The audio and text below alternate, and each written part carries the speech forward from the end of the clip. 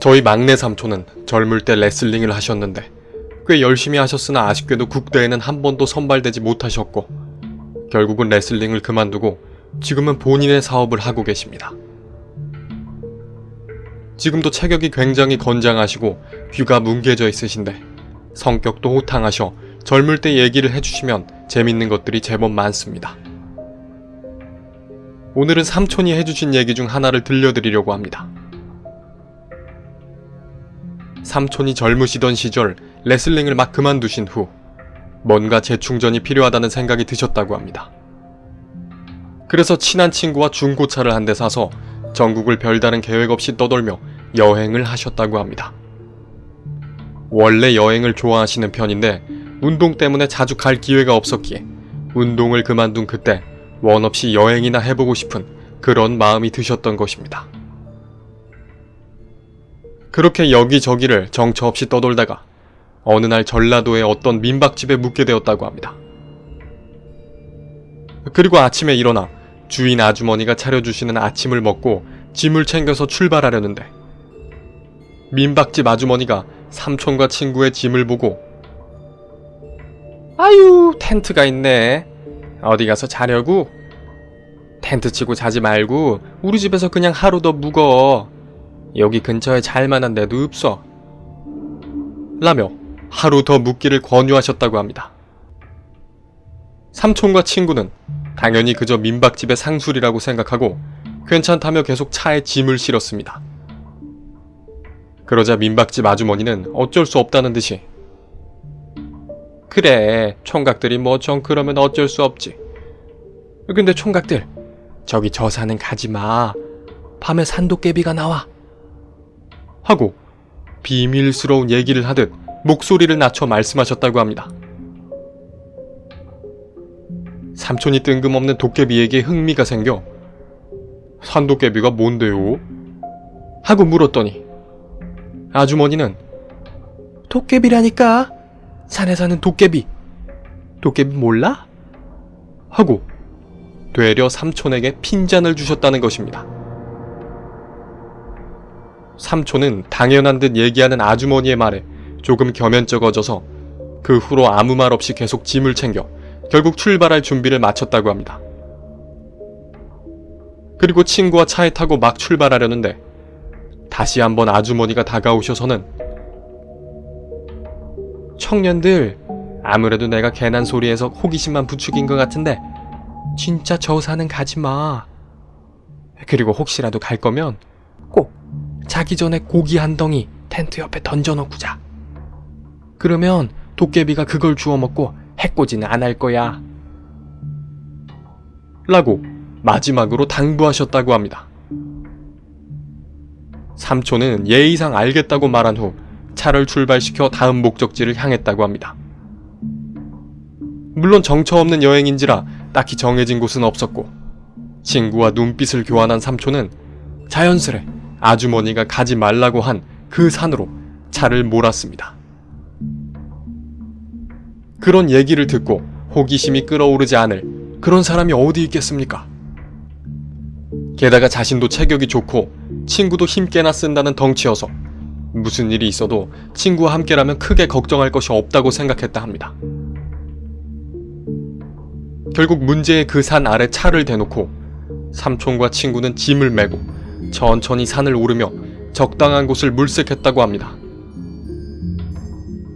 그리고 결국 평평한 지대를 찾아 텐트를 치고 숙박할 장소를 정했다고 합니다. 그리고는 도깨비 얘기는 까맣게 잊고 냇가에서 물놀이도 하고 라면도 끓여 먹으며 즐거운 시간을 보냈다고 합니다. 지금이야 단속이 엄하지만 삼촌이 젊을 때만 해도 산에서 취식행위를 하는 걸 심하게 단속하지도 않았고 지금처럼 텐트촌 같은 게 있어 캠핑이 레저로 발전되어 있지도 않았기에 삼촌처럼 그렇게 적당한 곳에 텐트를 치고 노는 것은 매우 흔한 일이었다고 합니다. 게다가 그 산은 시골 구석의 이름도 모를 그렇게 높지도 않은 산이었기에 삼촌과 친구는 마음껏 그렇게 캠핑 분위기를 즐겼다고 합니다. 아무튼 그렇게 시간을 보내고 저녁이 되어 미리 받았던 장거리로 저녁밥을 먹고 거기에 고기까지 구워 먹고 또 그걸 안주로 술까지 한 병 두 병 마시다 보니 밤이 깊은 시간이 되었다고 합니다. 슬슬 자야겠다 싶어 뒷정리를 하려는데 친구는 이미 술을 많이 마셔 먼저 텐트로 들어가 골아떨어져 있었다고 합니다. 그래서 하는 수 없이 삼촌이 쓰레기를 모아 봉투에 넣고 아이스박스에 남은 식자재를 넣는 등 뒷정리를 하고 있는데 비닐봉지에 남은 고깃덩이를 보니 갑자기 문득 아침에 민박집 아주머니 말씀이 떠올랐다고 합니다. 잠시 망설이던 삼촌은 아무래도 그 얘기가 신경이 쓰여 슬쩍 고기 한 덩이를 빼 텐트 옆쪽에 던져 놓았다고 합니다. 믿져야 손해볼 것이 없다고 생각한 것이었죠. 그리고 이제 친구가 자고 있는 텐트로 들어가 자크를 올려 문을 닫고 삼촌도 잠에 들려는데 친구의 코 고는 소리도 있고 잠자리도 어쩐지 등이 베기는 것 같아 쉽게 잠에 들지 못하셨다고 합니다.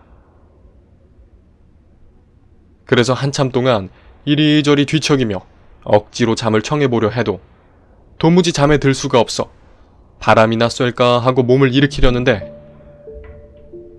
갑자기 텐트 밖에서 킁킁거리는 소리가 들려왔다고 합니다.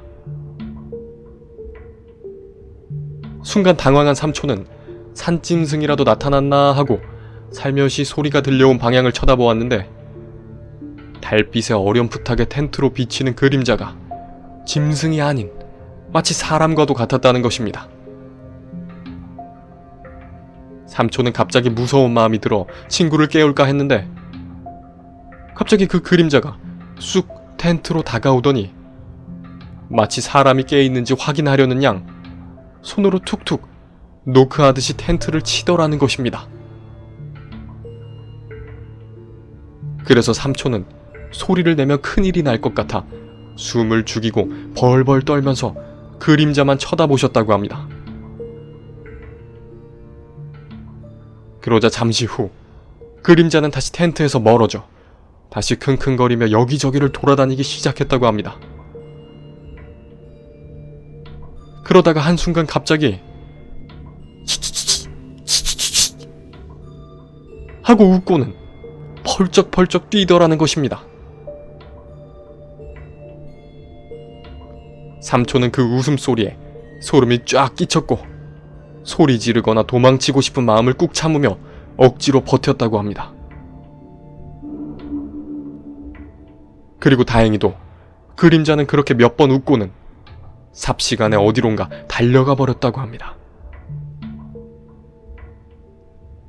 삼촌은 그 후에도 계속 소리도 못 내고 그렇게 누워 그것이 다시 돌아올까봐 전전긍긍하고 계셨습니다. 그러다가 어느 순간 본인도 모르게 잠에 드셨죠. 다음날 친구가 흔들어서 깨워 일어나 보니 아침이 밝아 있었다고 합니다. 삼촌은 조심스레 나가 텐트 옆에 고깃덩이를 확인했는데 그것은 정말로 온데간데 없이 사라져 있었다고 합니다. 혹시나 하는 마음에 친구에게 물으니 친구는 자기는 고기가 있는 줄도 몰랐는데 어떻게 그걸 치웠겠냐며 되물었고 오히려 삼촌에게 눈총을 주며 설마 너 진짜 그 아줌마 말만 믿고 아까운 고기를 버린 거냐며 삼촌을 타박했다고 합니다. 삼촌은 갑자기 무안한 마음에 아니라고 둘러댄 후 친구에게는 간밤의 일을 비밀로 하기로 결정했다고 합니다. 말해봤자 믿어줄 것 같지도 않았고 뭔가 그냥 여행이 끝날 때까지 이 일은 본인만 알고 있는 게 좋을 것 같았다고 하는군요. 저였다면 고기를 버렸냐고 핀잔을 주는 친구에게 내가 아니었으면 너 어제 큰일 났을 수도 있다고 큰 소리를 쳤을 것 같은데 삼촌은 뭔가 생각이 다르셨던 것 같습니다. 그리고 다행히 여행은 별탈 없이 잘 끝났다고 합니다. 그리고 삼촌의 이야기도 거기서 끝이 났죠. 삼촌에게서 이 이야기를 처음 들었을 때는 저도 친구와 그렇게 정처 없는 여행을 해보고 싶다는 생각이 먼저 들었습니다. 하지만 곧 뒤이어 그렇더라도 산에서 텐트를 치고 자는 것만은 피하고 싶다는 생각도 들었죠. 여러분은 어떠신가요? 산도깨비라는 존재를 직접 만나보고 싶으신가요? 아니면 만나는 걸 피하고 싶으신가요? 저는 그 산도깨비를 만나고 싶지는 않지만 그 정체가 무엇일지만큼은 몹시 궁금합니다. 그냥 산에 사는 거린 비슷한 사람이 굶주림에 지쳐 텐트 쪽으로 먹을 걸 구하러 왔던 건지, 아니면 진짜 산도깨비라는 정체불명의 괴물이 있어 자기를 위한 고기를 두지 않으면 사람을 해코지 하는 건지가 말이죠. 삼촌도 만약 자기가 아주머니의 말을 무시하고 텐트 옆에 고기를 두지 않았다면 어떻게 되었을지를 생각해보면 아직도 조금 무서운 기분이 든다고 하십니다. 여러분도 혹시 이름 모를 산에서 캠핑을 하게 된다면 만약을 위해 고기 한 덩이를 텐트 옆에 던져두는 것은 어떨까요? 오늘의 괴담은 여기까지입니다. 아무쪼록 들어주셔서 감사합니다. 부디 즐거운 시간 보내셨기를.